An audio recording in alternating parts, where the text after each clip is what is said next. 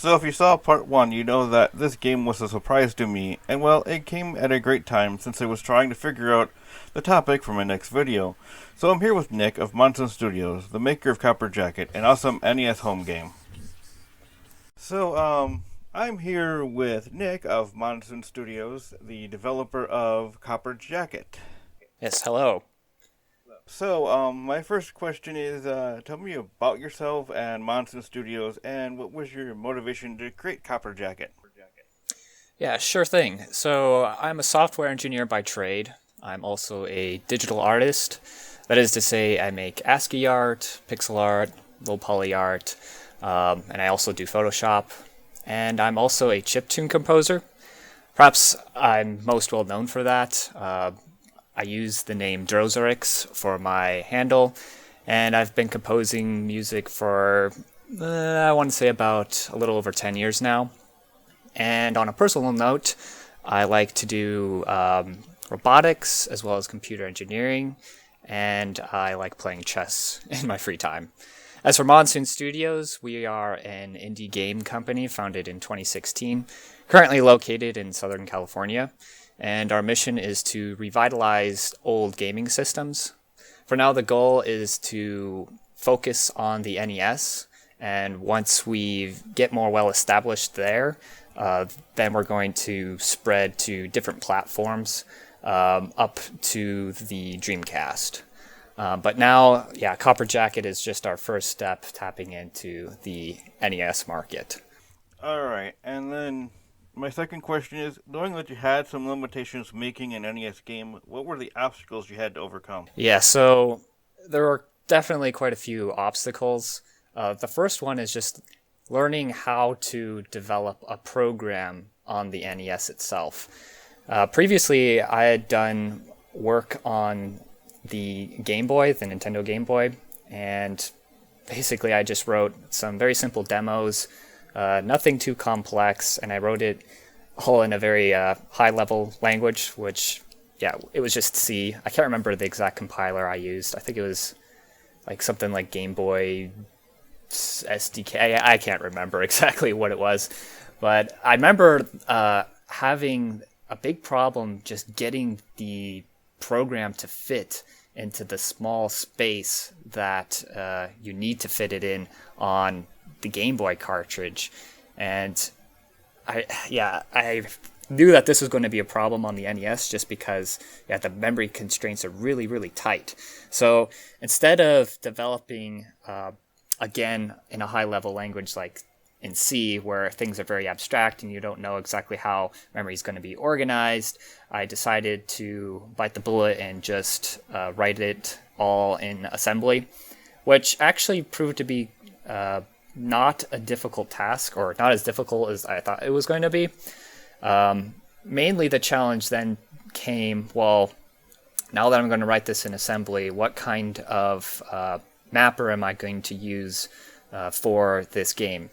And if for the audience, if you don't know what a mapper is, essentially it's the way that the chip inside the cartridge is organized, laid out, or mapped, in other words. So you can have all sorts of different components that reside within the chip. The basic sort of bare bones mapper is called NROM. And essentially what it is a CIC chip, which is a checking integrated circuit, and two ROM chips. The CIC chip, what it does essentially is it allows the cartridge to actually talk to the NES. Nintendo has this special lockout chip that prevents, random unlicensed folks from talking to the NES, but there's, ways to get around it. And the two other chips that are on the NES cartridge, the program ROM chip essentially stores the program, and the character ROM chip stores all of the graphics data that is used to display tiles and sprites and whatnot.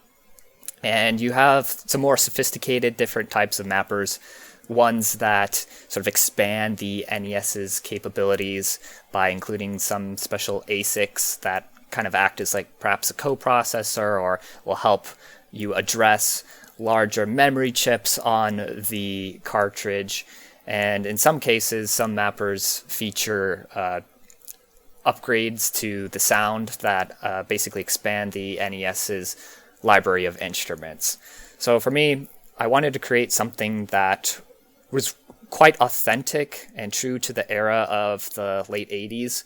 So I went with, a CN-ROM mapper, which is basically a step up from the NES NROM mapper, meaning that it features basically a counter chip, for lack of a better term, that hooks up into the address space of the character ROM and allows you to address more graphics. So it expands that memory constraint. The more primitive NROM mapper type chips only allow for 8 kilobytes of graphics data and roughly 16 to 32 kilobytes for program ROM data.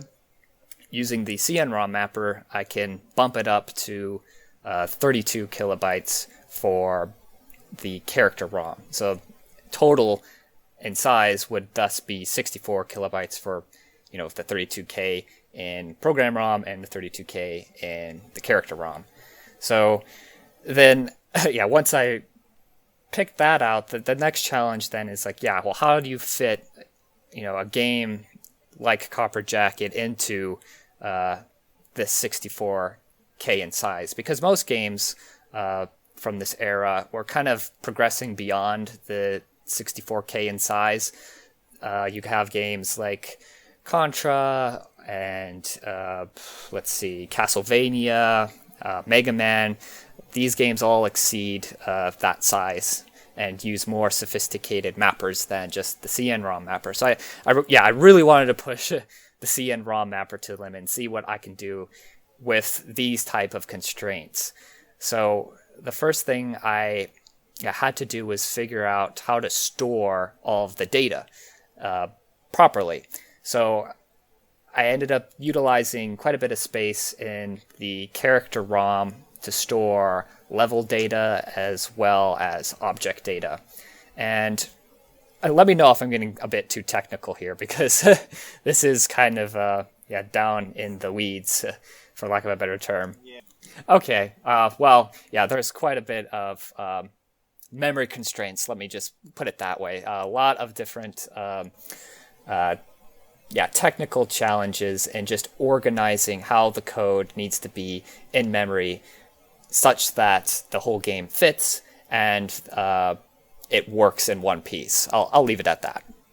Alright, so my next question is, when I was playing the game, it looked somewhat like you combined in two of my favorite NES military shooter titles, Ikari Warriors and Contra. Were any of those kind of the inspiration for Copper Jacket? Oddly enough, I never really played too much of Contra growing up, and I actually never heard of Ikari Warriors until someone told me that Copper Jacket reminded them of that game.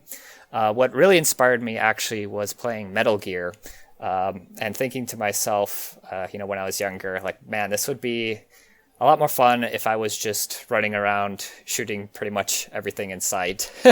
So, which is, kind of the antithesis to, perhaps not the antithesis to Metal Gear, but, kind of the opposite, because, Metal Gear is more of a stealthy game, whereas, action games are, quite overt, not stealthy at all. But, in addition to that, I definitely got inspired from a lot of the folks in the NES Dev community and the Homebrew community.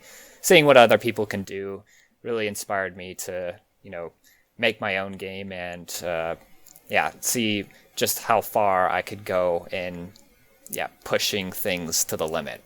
Okay, and then my last question is, I know Kickstarter has helped a lot of indie game developers.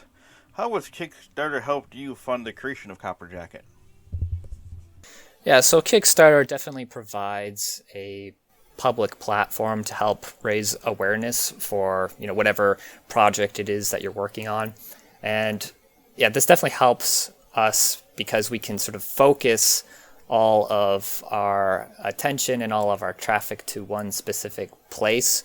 And, when everything's localized in one specific place, it, tends to grow better. You don't want to have a case of divide and conquer, right? I know some people, if you got a well-established business, then yeah, you can afford to have your hands in sort of multiple cookie jars, so to say. But yeah, we're using Kickstarter just because, yeah, it's well-established, and you can get a lot of traffic in one place and grow significantly that way. It's definitely a great place to start a project, or get your engine running, for lack of a better term. So, those are my questions I have. Is there anything else you'd like to say on Copper Jacket? Nothing in particular, other than we just got completely funded today. In fact, I think it was just a few hours ago. So to those who are listening who backed the project, I just want to say thank you for your support. And that's all I have. Alright, and that was my interview with Nick from Monson Studios on his NES Homebrew Copper Jacket. Again, even though his Kickstarter is fully funded, feel free to keep backing the project, and you might get yourself a nice copy of the game in a physical form in either gold or silver. Again, I am Paul, saying thanks for listening, peace out, and stay frosty.